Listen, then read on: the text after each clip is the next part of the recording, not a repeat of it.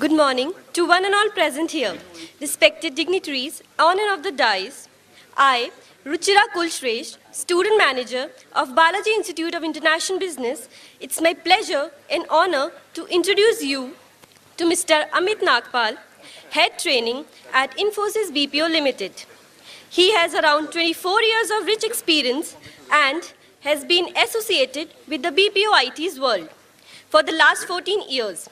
Sir started his career with GSK Pharmaceuticals in 1998, and after a 7-year stint with Glaxo, he moved on to join NIS Sparta as a sales trainer and group manager from 1996 until 1998. He is one of the early movers in the BPO IT industry and started his new journey from Jessis, now Genpact, in 1998. And subsequently with Wipro BPO, playing diverse roles in the areas of operations and training from 2000 to 2005. He currently works with Infosys BPO as training head and has led large teams and managed operations in the areas such as insurance, healthcare, credit card operations, and technical support for large computer manufacturer and telecom giants of UK and US. He is a postgraduate in marketing and sales management and has experienced several corporate initiatives in the areas of sales, transition, recruitment, training, and quality management principles, including Six Sigma practices, COPC, ESCM, and BS 7799 certifications. He also enjoys interacting with cerebral resources and wishes to contribute in the area of education and research in the BPO IT's world. Sir's distinct specialties are service delivery, operations management, and training. Now, may I please request Sir to come and take over the mic. Thank you. A very good morning to all of you. Well, slight change. I certainly feel very difficult and very embarrassed when people call me sir, and I mean it. In our organization, the organization that I represent, Infosys BPO, people are treated with respect. The only person we call sir is probably Mr. Narayan Murthy. The rest of us are known by our first names. So my name is Amit, and I would be very happy if you address me as Amit. Is that okay? Is that okay? Yes, Amit. Okay. Thank you. Thank you for being flexible about it. All right.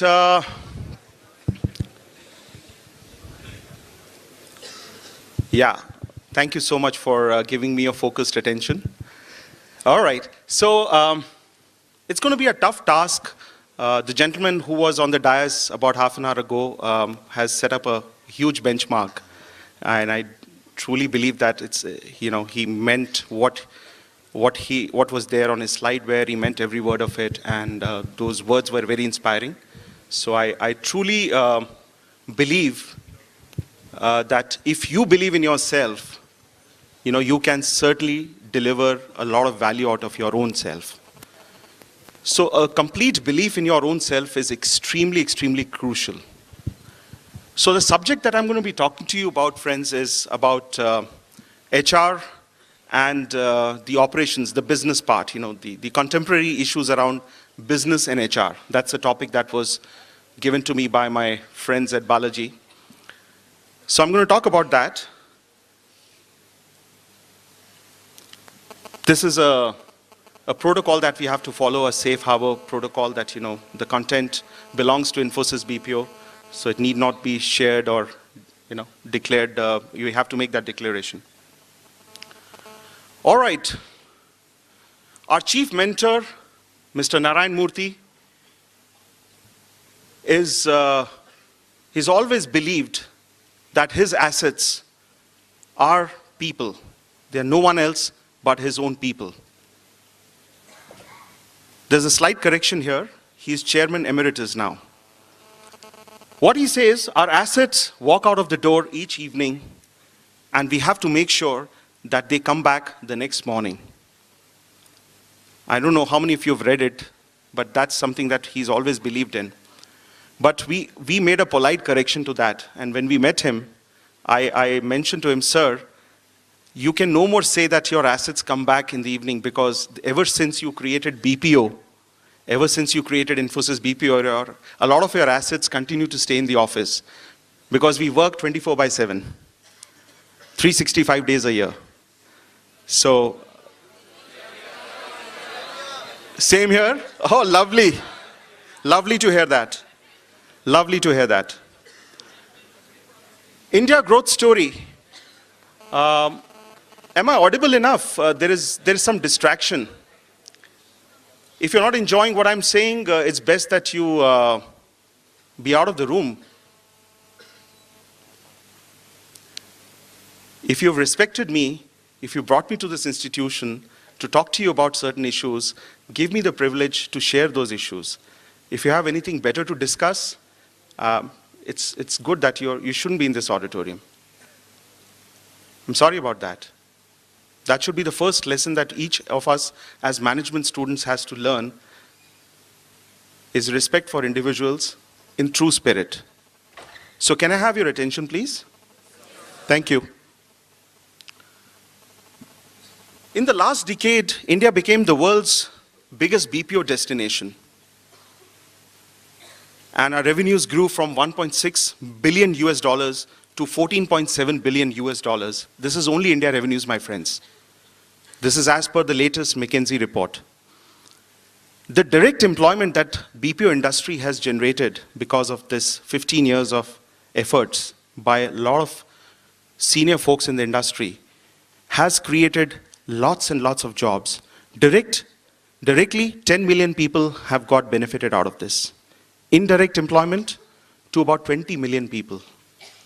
Indirect employment, people who get us the food, people who take care of our facilities, people who transport us. Those are the indirect employments. 58% of the IT BPO workforce is from tier 2 or tier 3 cities. Industry average is 27 years. We employ a very young age group. 60% of the companies provide employment to differently able people. And we take a lot of pride in stating that. Since the gentleman before me was sharing some stories with you, I think you will be keen to hear some more stories. I think that's what we all relate to. So if I have your permission, I can share a story about how this industry began. Yes, Amit, please. All right. So the story goes back as early as 1995-97. I'm not a BPO historian, so I'll apply the disclaimer here. But the story began way back in 1995-97, when a lot of my senior faculty members sitting in the front row would relate to, that when getting a phone connection was a big, big issue in our country. I distinctly remember, my friends, I'm 44 years old, I've lived that particular era as well. We actually celebrated when we got our first landline connection. There was a party at my home, because it took me almost 2 years of dedicated effort with tons and tons of papers in my hand, and 8,000 rupees 25 years ago, which meant a lot of money. If you add the inflated cost, it will be about 55,000 or 60,000 today. 8,000 rupees worth of a Tatkal connection, and my mother's medical certificate that she's a heart patient, and hence she needs a Tatkal telephone connection. So it took me 2 years, and I'm not exaggerating a wee bit. I still recall waking up at 2 in the night, just to pick up the phone and check the dial tone. Believe my friends, the kind of pleasure that I derived out of that ring, that dial tone. Wow. So we were living in an era, just about 20 years ago, where getting a phone connection was an issue. When the roads were extremely bad, not that they have really improved today, except a few patches. And thanks to National Geographic, thanks to CNN, they painted a very rosy picture of India. The land of snake charmers, the land of the mystic, the land of the naked sadhu. That was the description of our country, my friends. That's how the world knew us. Steve Jobs, whom I adore, who's my guru, my technology guru, came to India in search of mysticism, to become a yogi, not to get software technology from India. That was many, many years ago, if you've read his biography. So that was the name, that was how our country was recognized, even until 1995, my friends. Thanks to, while we may be talking about a lot of political debates that are happening in our country today, thanks to Mamta Di, thanks to Honorable Mayawati and Mr. Mulayam Singh Yadav, we are still living as precariously as we were, and we are waiting for the elections to come. But there were the same Dr. Manmohan Singh, whom we are ridiculing today, the same late Shri Rajiv Gandhi, whom we are ridiculing today, the Sam Pedroda, who was shunned away by BJP and several other people, these were the guys who really had a vision for a modern India. P. Chidambaram, now unfortunate, he's also been labeled in some Colgate scam or some scam or the other. These are the guys who had a vision and said that, yes, we have to bring computers to India, we have to bring technology to India. And they were being opposed vehemently by the opposition that, jobs will be ruined, there will be no jobs. Computerization means end of India. I remember those conversations in the trains. I couldn't afford a plane then, but I distinctly remember those conversations in the trains saying this stupid Netaji, he believes that computers are going to change the shape of the modern, of India. He's gone mad. And during this time, my friends, there was this gentleman by the name of Raman Roy. And I would want you to Google him out after this session or whenever you find time. Raman Roy, R-A-M-A-N-R-O-Y. R-O-Y. He used to head American Express Finance Division in Delhi. And just like visionary leaders are, he was quite uneasy about the things that were happening to our country. He's a chartered accountant by his education, a finance wizard. So he had an opportunity to meet a very senior executive of American Express who had come down from US. And this senior executive, was his last professional visit to India because he was going to get retired that particular year. So he wanted to make a symbolic visit to Southeast Asia and tick mark saying, okay, I visited Philippines, I visited China, I visited India, to say his formal goodbyes. So he did not have business as his agenda. So it was a symbolic visit.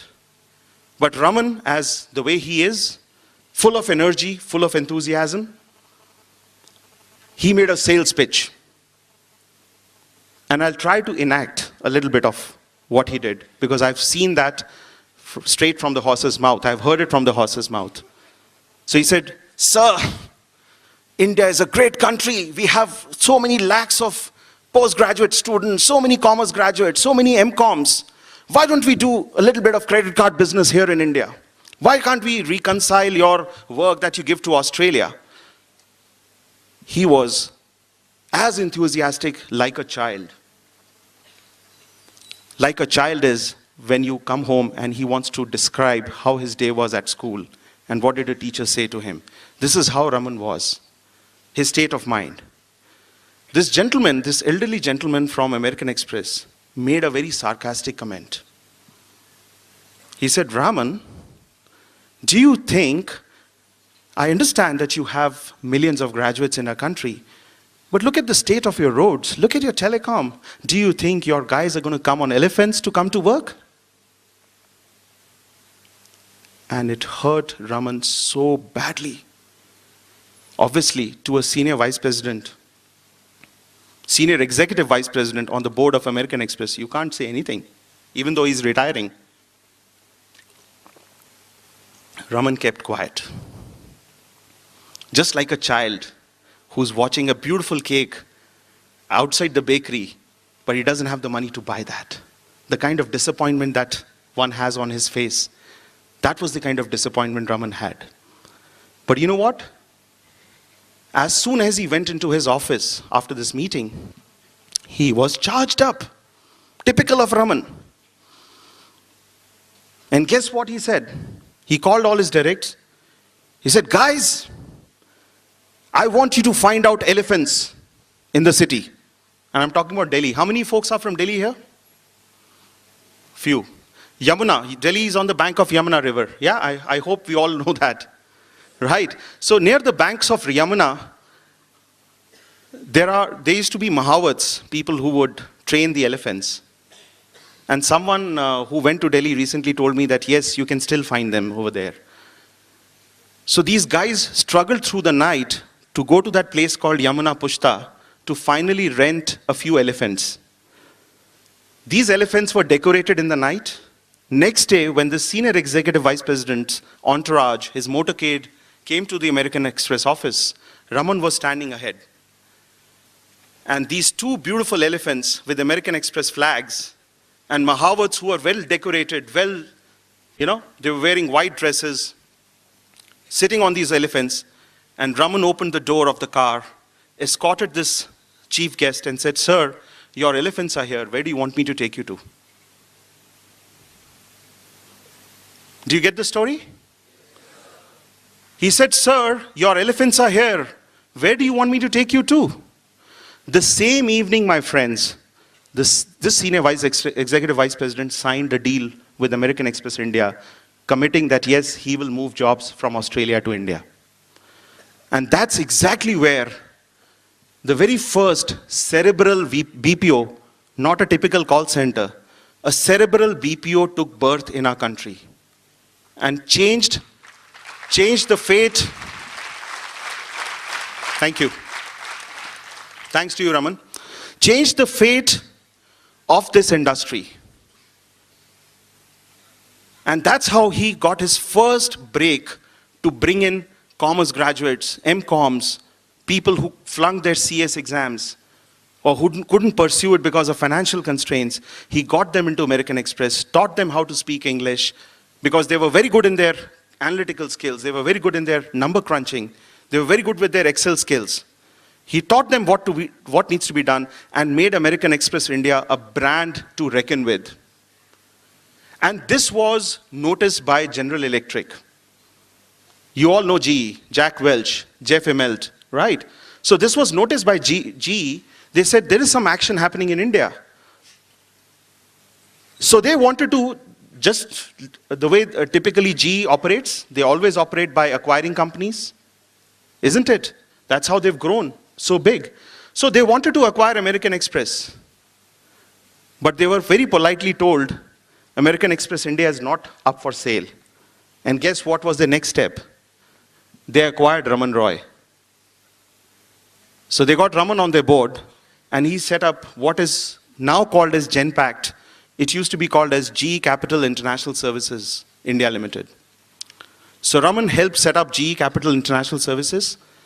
And after my 8-year stint in the pharmaceutical world and 2-year stints with NIS, NIIT as a sales trainer, I was offered a role in GE Capital International Services to head their healthcare business. And that's how I got into the BPO world. A lot of skeptics, a lot of my friends told me that, look, you're making a big mistake, Amit. You are a pharma guy. You are a botany zoology graduate. What are you going to do in the capital industry? I said, I'll have to do something better for myself. And as one of my students told me, and she provoked me, we're still in touch. She's my Rakhi sister. And she told me, sir, I was sharing with her saying, Bani, I have an offer with GE Capital International Services. And I also have an offer with Dabur India Limited as a training manager. I'm not sure. I'm very confused because I'm not a finance guy. You know what she said? She said, Amit, in my view, you don't practice what you preach. A girl half my age pointing finger at me saying, Amit, provoking me and saying, I don't think you practice what you preach. I said, what do you mean, Bani? No, in the class, you've always been teaching us a human mind is like a parachute. It works only when it...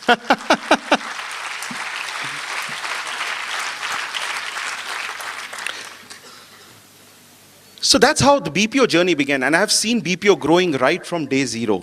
The first job, Raman, after spending 2 years in GE, he then decided to set up his own company called SpectraMind.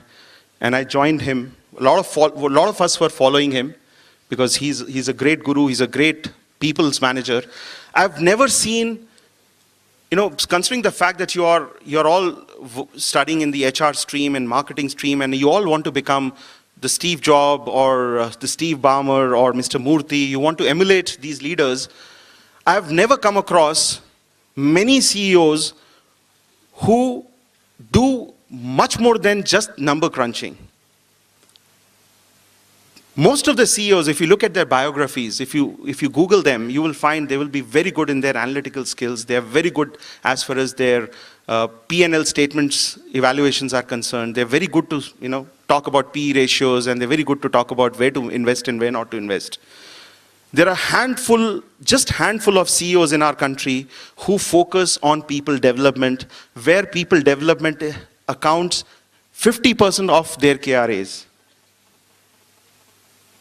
So Raman is one of them, and of course I have many such senior executives in Infosys, the company that I represent. So he set up SpectraMind, created a 2,000 people worth organization in a matter of less than 2 years, and very soon we were spotted by Dell, who became our very first large customer, and then we never looked back. And that's the time Wipro was looking at acquisitions. They were very clear that the IT story, how many IT students here? Wow, good audience to talk to. So Wipro was very clear that the IT story 10 years from now is going to be very weak. They were very clear 10 years ahead of the time. Unless we focus on business services, we will not be relevant. So they decided to acquire a company called SpectraMind, and overnight we became Wipro SpectraMind, and later on Wipro BPO. And at the same time, Infosys was also very clear that the IT story 10 years, 12 years from now is going to become very weak. But guess what? Infosys' strategy was very different. Infosys believed that you cannot acquire talent. You have to nurture talent. You have to seed those saplings. You have to nurture them. You have to grow them from within. So we decided to grow organically. Some of our board members were not very convinced with BPO as an idea, because thanks to the media, thanks to the lack of education about the industry, all the media displayed about us was a girl, a sweet-looking girl wearing headsets, and that was a description of a BPO center. The Aaj Tak channel spoke about एक call centre की गाड़ी ने टक्कर मारी बस के साथ, 4 लोग घायल हो गए, 5 लोग मर गए. Everywhere call center became the buzzword. Even 2 days ago, an unfortunate incident that happened in our city where a young girl was raped and killed. This person has been sentenced by a high court. The media hasn't spared us even then. A BPO employee, as if non-BPO guys are superwomen and supermen. Nobody can touch them.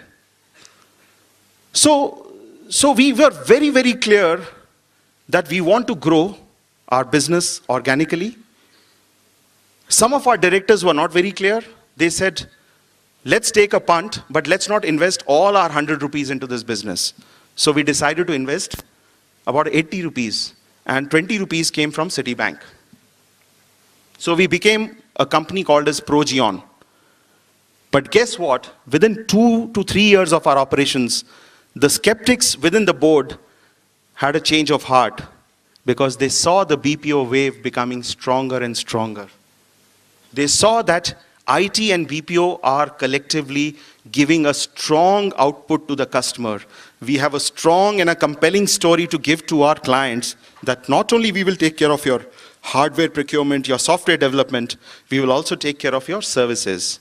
And clients are hungry to only talk to one organization. They don't want to hire hardware, get hardware from company A, get software from company B, get services from company C, and manage multiple contracts. They want to talk to one owner, somebody who takes care of end-to-end business responsibility. Because end of the day, the job of a company which manufactures Bisleri is to sell more number of Bisleri bottles, not to make it technically beautiful. Right? So top line revenue is the most important thing. And hence, within those 3 years of our operations, we became a 100% subsidiary of Infosys. And we were rechristened as Infosys BPO. And by the way, my friends, call center specific work accounts for only 14%, 14% of what we do. The balance 86% of the work that we do is knowledge work. We manage accounts of marquee banks. We manage payroll of marquee organizations. We manage KPO services. We have lawyers. We have chartered accountants. That is the kind. We do clinical research. We also design planes for Boeing in our same Hinjewadi campus. So that's the kind of work that we do within Infosys BPO.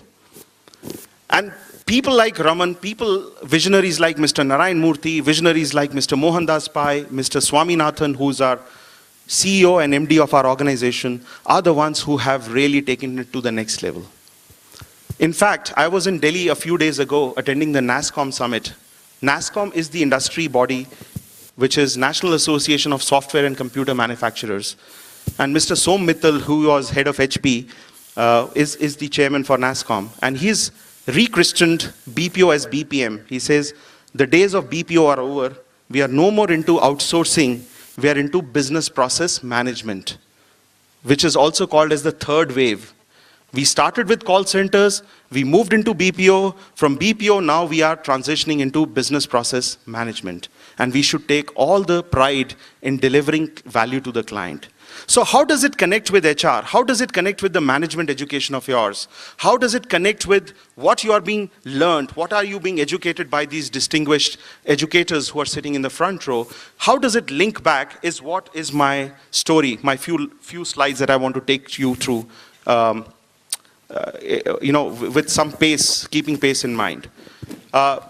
Is the pace okay? Are you comfortable? All right, okay. So the evolving landscape was, in 1990, in the early 2000s, the clients, our clients, their expectations, my friends, was that we need to run the business. See, it's just like a relationship. When you begin with a relationship, when you make your first girlfriend or when you make your first boyfriend, you don't go to Inox movie hall or a restaurant on day one. You want to understand your friend first. You may want to have a cup of coffee with him or her. The more you understand that person, the better you are in understanding each other is when you progress in building your relationship. And imagine a country like US or a continent like Europe where the image of India was so restricted, land of snake charmers, bad roads. For them to give complex work was a very difficult task. I'm sure you will appreciate it. Tomorrow, if Sri Lanka comes to you and says, we can do some work for you, will you be able to give them complex stuff right from day one? It's not that I'm not questioning their ability. They can probably do that. But day one, you will give them basic processes. And that's how the clients were simply saying, we use a term called as lift and shift. Lift my process from location A, shift it to location B. Do not tinker with my process. Just do it the way I'm telling you to do it and help me save costs. I'm paying $10 an hour here in US. You are paying $3 an hour. And hence, there is a cost arbitrage of 70%. That was the story in the early 2000s. And that's where BPO started. In 2004, until 2010, the story changed. The client expectations, as they gained confidence out of all of you sitting here, your predecessors, as they gained confidence, they said, grow our business also. Not only help us save money. So Michael Dell, who was visiting India last week, he made frequent trips to India. And he said, can you help me sell more Dell computers? Can you help me sell more of my Latitudes, more of my Inspirons? And how do you sell more of your customers' requirements? There are a lot of students in marketing here. How do you sell more? Come on, guys. Just raise your hand and contribute. Yes, please. by fulfilling the needs and wants of the customers. Okay, anyone would want to add? Come on, guys. I think you've all had your breakfast. No, sir? So then you have to learn how to smile without having breakfast as well. Okay, anyone? Wow, can we give a big round of applause to this guy? What's your good name? Prashant. Prashant, can you please repeat it loudly so that everybody listens to you? Differentiation in my product and the cost leadership I'm going to hold in the market. Perfect. So when we say cost leadership, you're already providing cost leadership because there is a cost arbitrage. The amount of salaries that you pay in India, the amount of salaries that you pay in US, there is a gap. It's called as arbitrage. However, very soon that arbitrage loses its sheen, it loses its value because that is considered as a given. Right? So the customers are asking us to give us more, grow my business. I'm sinking. Thanks to the Lehman Brothers fiasco, thanks to the World Trade Center issues, the economy in the world was in pits. So Dell was not able to sell. I'll stick to one example. You know, you can relate it to other companies as well. Airlines were not able to sell more aircrafts. Pharmaceutical companies were not able to sell more expensive drugs in India or any other place. So they wanted BPOs to help them sell more. And as we heard, differentiation became the key. How do you differentiate your service from the service of WNS, from the service of IBM, from the services of Accenture, from the services of Wipro? So that became a mantra. So re-engineering, technology tools, risk management, language, domain understanding, look at people capabilities. Functional understanding became the core. If you do not understand the client's business, by simply saying that I will differentiate for you is a lip service. Your boat will sink in the next 5 minutes. The client will intellectually throw you out of his boardroom and tell you, take a walk. There can be Stanford students, Harvard students who can make better presentations than you. But tell me, how are you going to differentiate? So companies like Infosys, which has made huge investment in people development, when we go to such client meetings, when our HR head goes to such client meetings, when our sales guys go to such client meetings, we simply say that we invest in people, we invest in their functional understanding. We create telecom experts, we create F&A experts, we create manufacturing experts, we create sourcing and procurement, sales and fulfillment experts. We have our own mini universities in our organization, my friends. You have to access my company's website to know more about us. I can't cover it all. It's so deep, it's so vast that I can't cover it all in 45 minutes. But if you access infosysbpo.com, you will get to know, read our case studies, the kind of cerebral output that our people are generating on a day-to-day basis. The third wave, which is 2010 onwards, was, boss, just simply growing my business is not helping me.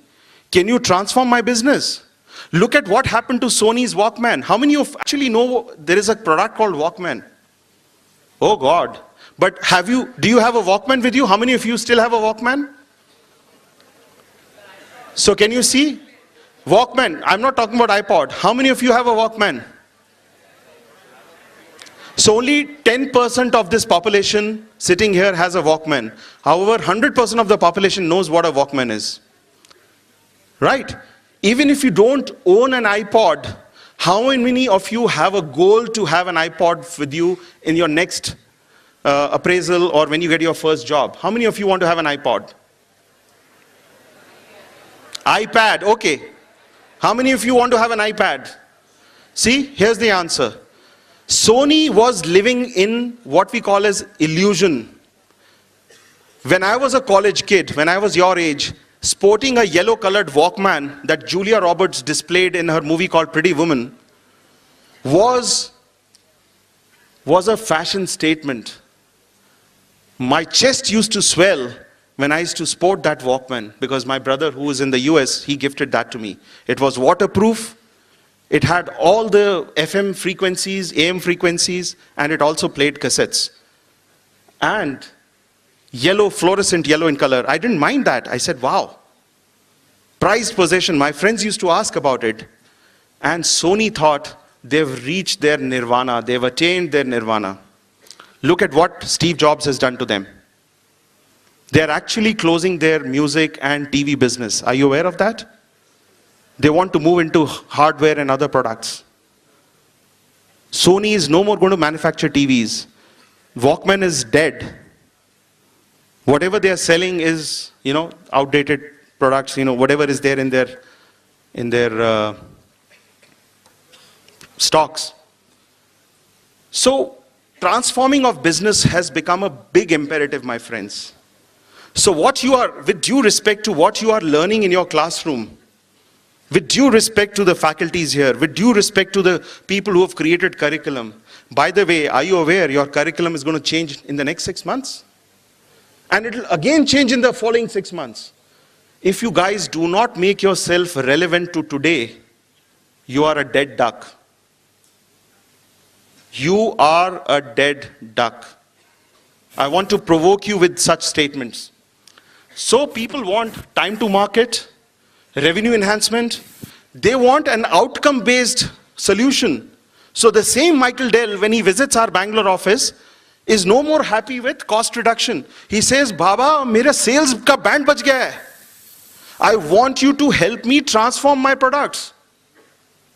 And you cannot go to a general practitioner if you have cancer, God forbid.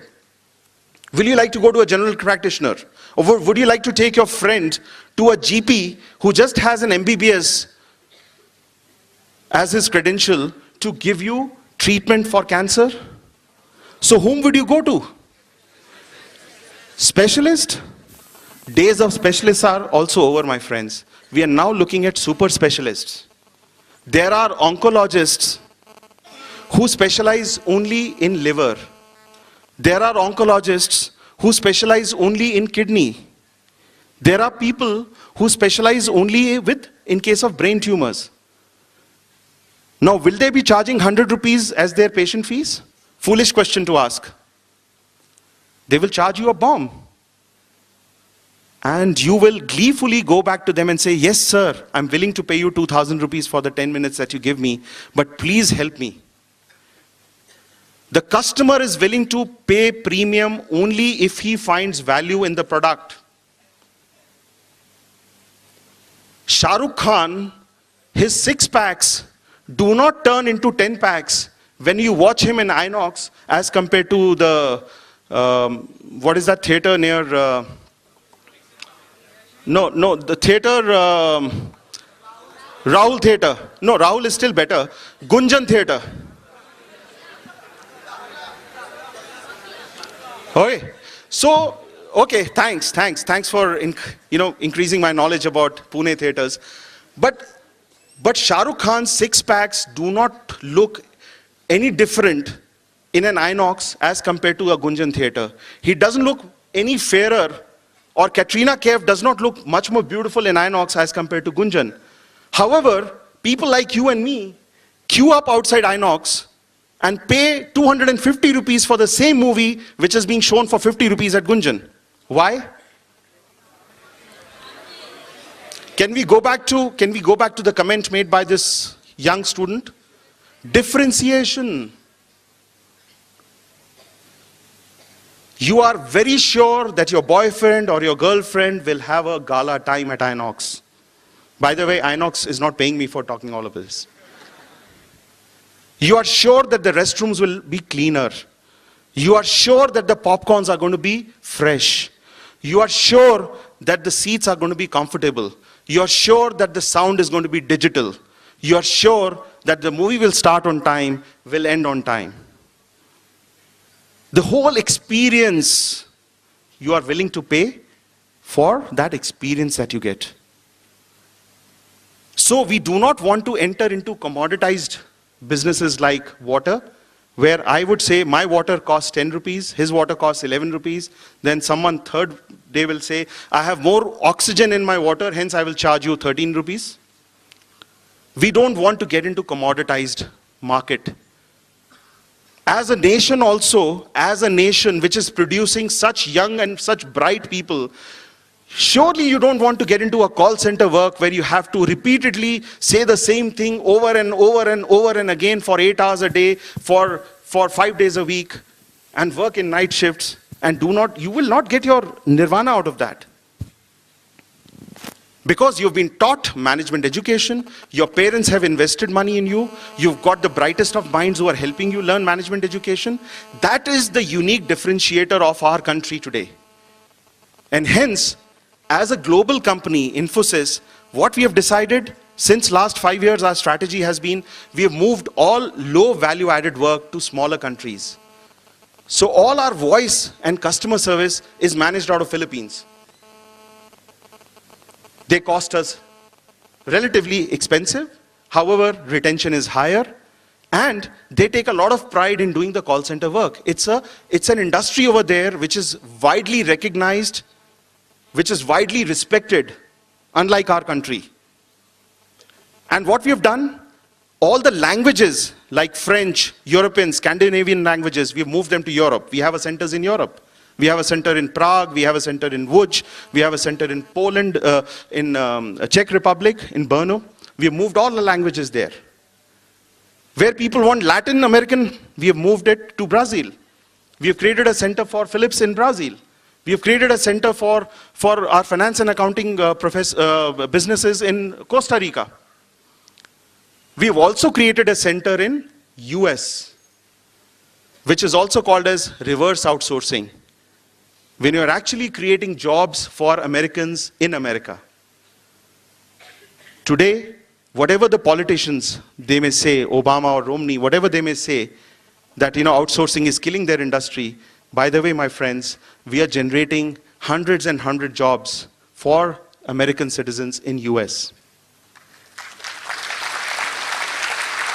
I've already challenged Mr. Obama and Mr. Romney on my LinkedIn ID, where I've commented saying, are you guys listening? The kind of things that we guys are doing in India. 2 years ago, the Boeing facility in California, in Los Angeles, was about to be shut down because they did not have any orders. 1,400 workers were to be laid off. Guess what? Go Air and Indigo gave them enough orders to survive for the next 14 years and gave them the fresh lease of life. I hope Mr. Obama and Mr. Romney are listening. So basically, my friends, long and short of it is, you have to be a functional expert, you have to be a domain expert. That's what I heard the earlier gentleman talking about. And that is what is the modern BPO, the BPM is seeking. So where is the industry headed? Significant focus on diversification of industries, I touched upon it. Transforming and impacting the client's business, creating value for the client's business. By the way, we have Apple as an account. We do a lot of work for Apple. We are going through acquisitions. We are making ourselves global. We recently acquired a sourcing and procurement company in Australia. Now we have 5 centers in Australia. For all those racist attacks that Indians have had from Australia, here's a polite answer to them that we are now going to be creating jobs for you in 5 cities in Australia.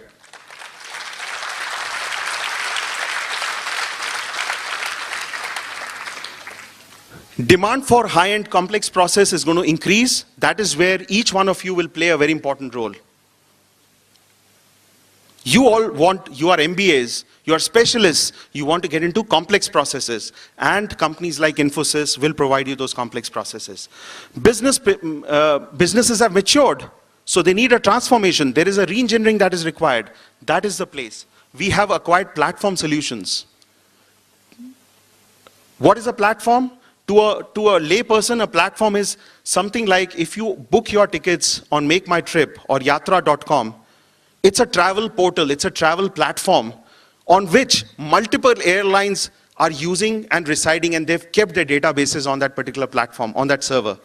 So users like you and me access that particular server and quickly, we find out which are the flights which are the most cheapest for us, which are the flights which are the most convenient, and we take a decision on that. That is called as a platform-based solution. We have acquired an insurance platform-based company, McCamish, about 2 years ago. and we are doing very complex work, very high-end work. It can be linked to robotics, it can be linked to genetics as a parallel out of our US offices. So McCamish Systems is also our acquisitions. Philips Finance and Accounting is also our acquisition. So we do entire Philips Finance and Accounting globally. So platform BPOs are going to be the new mantra. So coming to how does HR, this is a very crowded slide. So if I have your permission, I have some beautiful other slides, 2-3 slides, which will give you the message very, very clearly. So the focus, my friends, is on innovation. And innovation will not come by apple falling on your head. You have to work very hard for that. It will not come on its own. You have to think radically. You have to think different. You have to question why?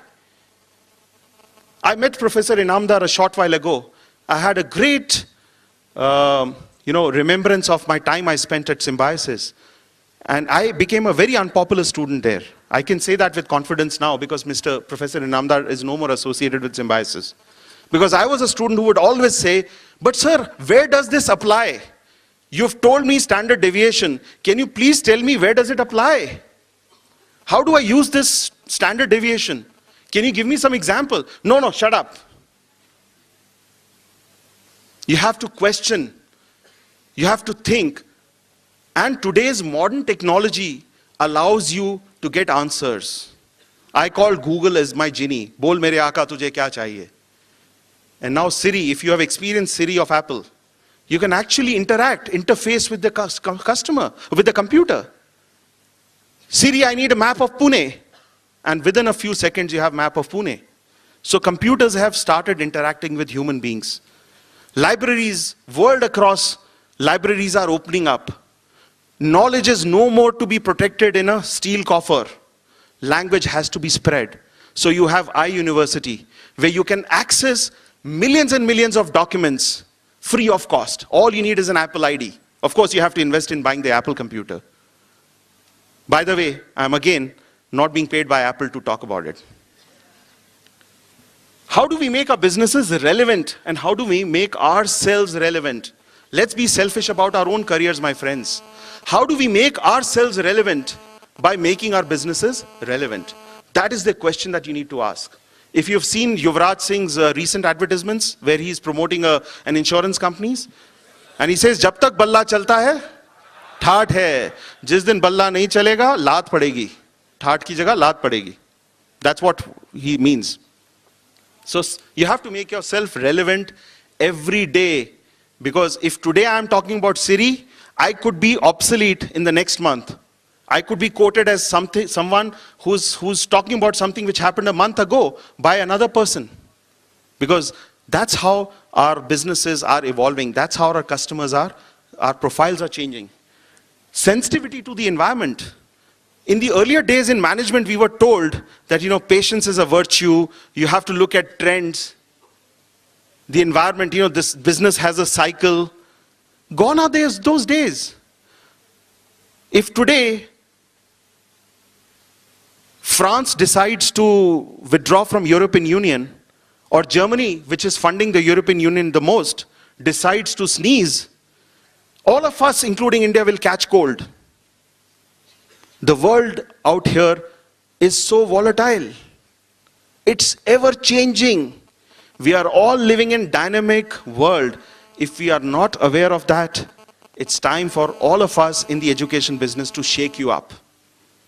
If you believe your degree is going to get you a package which you loosely use in so many words, tera package kitna hai re? You are not at all focusing on building your own foundation first and then talking about package. You heard this gentleman, when did he get his first car? But your generation, including my son's generation, who's 15 years old, they dream of cars like, it's my birthright. Dad, it's my birthright. The car that you have, this SUV, it's going to be with me when I get into college, isn't it? So you take things for granted. It's not your fault. That's the environment you have lived in. So sensitivity to the environment is extremely important. Decentralization, no more powers will reside with one central repository. No more Infosys can say we are Bangalore-centric. The reason why we are building and creating Pune as a center, the reason I chose to make Pune as my city, which has welcomed me so well, is because I saw great career opportunities for people in Pune. And that's what it is. We today employ 26,000 employees in Hinjawadi. 26,000. Very soon we'll be bigger than Bangalore. I'm waiting for that day. Decentralization is going to be the reason. That's going to be regular. Continuous upgradation of skills is going to be, I broached on this topic. I don't think I need to elaborate any further. And learnability and adaptability. If you have not learned how to make full use of Facebook and LinkedIn, and you're only using it for connecting with your friends, then it's a very sad thing. If you're not dreaming like Mark Zuckerberg, then it's a sad thing. If you're not dreaming like Mr. Narayan Murthy, it's a sad thing.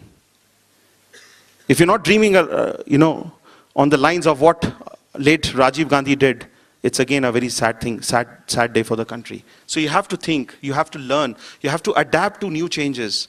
I recall the first time when I was sent to the US, I did not know how to use a computer, my friends. Forget about Outlook. And I had a team of 5 people with me in our Florida office, and this is how I was typing. The next evening, our program manager, very politely, without embarrassing me and my team, he left a typing tutor software at my table. And the same evening, since I was the manager, I was the only one entitled to carry a laptop. So I shared my laptop amongst 5 of my team members, and we used to take turns in learning how to type. I did not know what Six Sigma is all about. I did not know what the fancy terms that we all use, FMEA, COPC, we use so many terms, we learn and cram so many terms to, clear our exams. But how is it applied? I learned it only by, investing in myself, by learning in the organization that I served. And package was never the criteria for me, my friends. And I can swear to God for that. Because I was educated to first learn first. That's very, very important. If you have read, I think all of us follow Amir Khan, right? So Amir Khan, in his interview last year, I think I still have a copy of it, in the Economic Times, every Friday there's a dossier, right? Corporate dossier, CD. So there was an interview where this journalist was asking him, saying, Amir, you produce only 1 film in a year, and why you are really putting so much of effort, and some movies do well, some movies like Dhobi Ghat don't do well. I mean, what's your strategy? So you know what Amir Khan's response was? His response was saying, I treat cinema as a form of creation for myself. For me, Saraswati is very, very important. If I follow Saraswati, I will get both Saraswati and Lakshmi. But if I only follow Lakshmi, I'll get nothing. That was Amir Khan.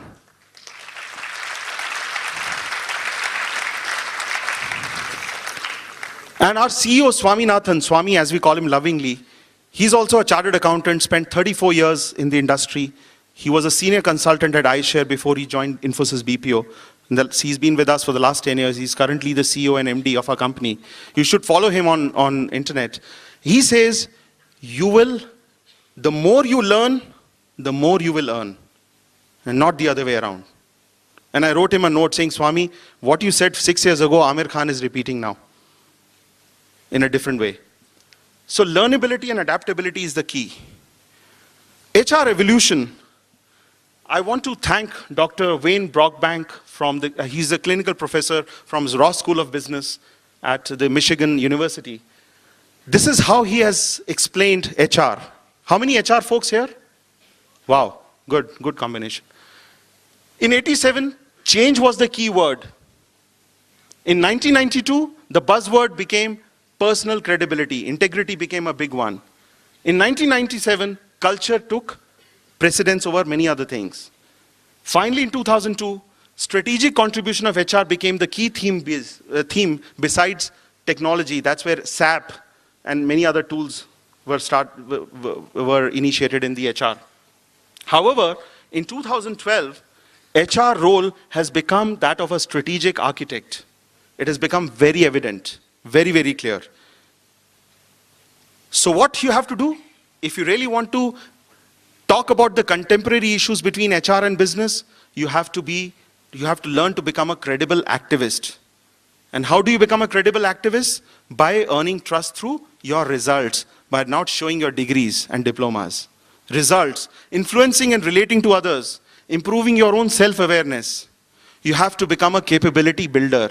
Not only you have to become a good manager, you also have to create future managers. You have to walk the talk. You have to spend time with them.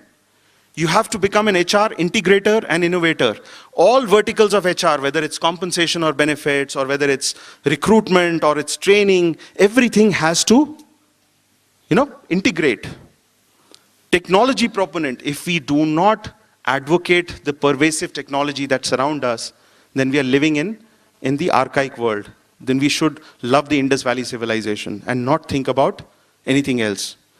You've got to become a change champion. It's very easy to come on this dais and say, yes, you have to do that. It's very difficult, my friends. The journey is very, very tough. Becoming a change champion, you have to change yourself. The younger lot that I learned so much from is very, very sensitive. You guys are very intelligent. Every 10 years, there is a science behind it. Every 10 years, there is an increase in the cerebral levels of an individual. What I was in 1960s, the product of 1970s was better than me. The product of 80s was even better than me. Product of 90s, even better. That's how the human mind has evolved over these years. So you are a very bright-minded people. You're very lucky that your parents have given you this opportunity to come to this esteemed institute like the Balaji Institution. I've been following Dr. Balaji. He may not recognize me. I've seen him at various NHRD forums. I've seen him at various locations talking and advocating education big time. Had it not been for private organizations such as you, sir, our country would have been in shambles. Because our government has done nothing as far as education is concerned.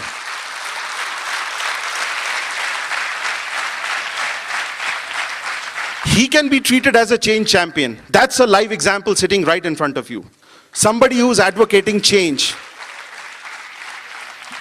You have to co-craft a strategic agenda. The business guys, if you are an HR manager and if you are interacting with the business guy, if he does not see you as a strategic advisor, he will not like you. He will only offer you a seat in his cabin and wait for your speech to get over and say, thank you for coming to my cabin. Talk to you later. Let's stay connected. That's a favorite word that people use these days. I'll be in touch with you. But if you really want to have a coffee with the business guy, where he says, hey, buddy, let's have a coffee. Let's talk more about this idea. I think you're making a lot of sense. I think we must implement this. When you want a dialogue like this, you as an HR manager has to speak the language of business. You as an HR manager should know what are his key pain points. That is very important. So why should I spend time with you? The folks who are on the line, people who are on the business, do not appreciate HR and continue to believe that there is a lack of understanding of business. I can say that with so much of confidence because I've spent more number of years in business than in the HR fraternity. So I face less problems. They are not able to push me hard because they know that I've lived their lives for so many years. But their general opinion is that HR ka kaam hai, they come up with fancy lingos, fancy buzzwords. They'll pick up one word from here, one word from there. They keep changing our designations, they keep changing our titles. They are very creative in that. But unko pata kya hai ki floor pe kya hota hai? What do they know what is happening on the business? You have to change that mindset. You will be able to change that mindset only if you are willing to roll up your sleeves and dirty your hands. You will not get your ivory castle right from day zero that you have been dreaming for. The corner office will not come to you on day one. How can it come? How can the famous mangoes of Pune, of Maharashtra, can be served to you in the month of August, September? They have their cycle. They are produced only in the month of May, June. That's when they are being harvested. So everything takes time. I know it's very difficult. We all get impatient. I get impatient. Just as I became a little impatient with you when we started our session. So I apologize for that. But I think that was required. Otherwise, I was not getting your attention. However, we have to learn that if it takes 9 months for a pregnant lady to deliver a baby, allow her to give those 9 months. Don't expect a baby in the first month. Please, I'm serious. There's a famous song, I'm forgetting the name of the singer. I think it was Queen's, Freddie. He said, there was a song, I want it now, I want it now, I want it right now. It's a beautiful song, but it doesn't apply to the real life. Freddie Mercury. Kabir Sahab said, धीरे धीरे रे मना, धीरे सब कुछ होए, माटी सीजें साजना, रुत आए फल होए. Allow the ruth to come. Why are you so impatient? Why are you so desperate? Guys, there are only 5 levels in any organization. There's a level of a soldier, a person who executes the task. There's a level of a manager, a junior manager. Then there is a level of a middle manager. Then there is a level of senior manager who overtakes the department, who takes care of the department. Then there is a CEO. How many levels do you want to cover in your 35 working years?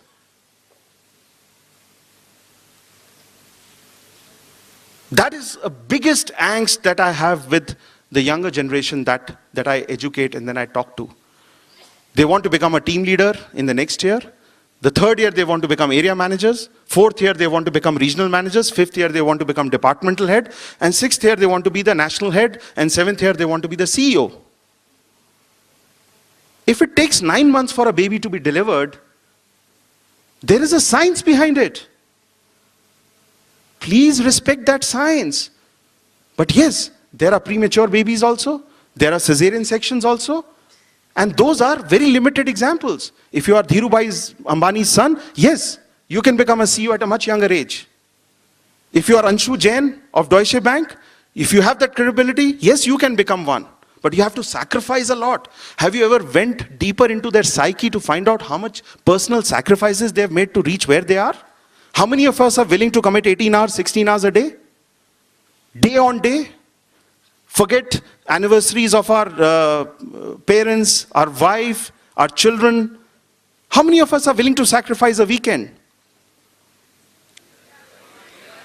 Well, you have to demonstrate that in the real world, my friends. You're living in a cocoon. You're living in a protected world. When you go out, it's ruthless outside. Some of you are wearing ties which are very loosely tied. And it very clearly indicates to me that how much serious you are in terms of building a career for yourself. Either you wear a tie or you don't wear a tie. But you never wear a loose tie. I'm sorry, I'm being extremely direct. I'm extremely passionate about this subject. And I thank the Balaji Institute to provide me with this opportunity to reach a much larger number. My friends, it pains me when I go to Mysore every month. We have created a world-class campus. It pains me big time when I find that some of our students don't even know how to use a restroom. Is this the quality of education that we are providing to our children? It pains me when a so-called gentleman does not even offer a lady to move out of the elevator first. It pains me when I see people they are not forming queues in our campuses. It is happening in Infosys. Not only here, it's happening in our company as well. We talk so loud on the phone, we do not care who's the next passenger sitting next to us in the airport. We don't wait for the captain's instruction where he says, now you can get off the aircraft. The moment the aircraft lands, people just get up. Is that the kind of nation that we are building? That's the problem. So I want you to connect the dots. I've given you enough food for thought. I want you to connect the dots.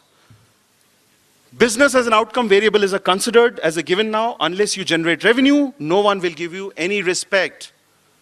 Unless you show your wallet to people, this is the money I carry, no one is going to respect you. Not even your spouse, not even your friends. Believe me, it's a bitter truth of life. Transactions are done in office cabin, real discussions happen in the sofa, coffee table area. We have to be strategically relevant. We have to be the element of change. All our HR verticals have to integrate with the business. That's all I have to say. Thank you so much.